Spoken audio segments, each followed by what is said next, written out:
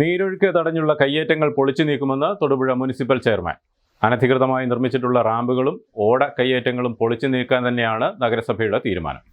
അനധികൃത നിർമ്മാണങ്ങൾ നടത്തിയിട്ടുള്ളവർ ഇവ സ്വന്തം പൊളിച്ചു നീക്കാൻ തയ്യാറാകണമെന്ന് മുനിസിപ്പൽ ചെയർമാൻ സനീഷ് ജോർജ് ആവശ്യപ്പെട്ടു.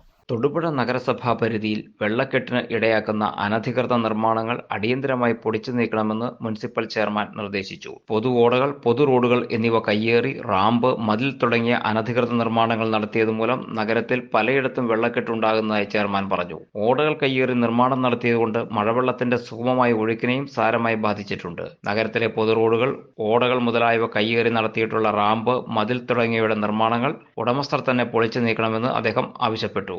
അല്ലാത്തപക്ഷം ഓടകളിലേക്കും പൊതു റോഡുകളിലേക്കും ഇറക്കി നടത്തിയിട്ടുള്ള അനധികൃത നിർമ്മാണങ്ങൾ നഗരസഭാധികൃതർ നേരിട്ട് തന്നെ പൊളിച്ചു നീക്കും. ഇതിന്റെ ചെലവ് ഉത്തരവാദികളിൽ നിന്നും ഈടാക്കുമെന്നും ചെയർമാൻ പറഞ്ഞു. കയ്യേറ്റക്കാർക്കെതിരെ കർശന നടപടികൾ സ്വീകരിക്കാനാണ് നഗരസഭ തീരുമാനിച്ചിട്ടുള്ളതെന്നും അദ്ദേഹം വ്യക്തമാക്കി.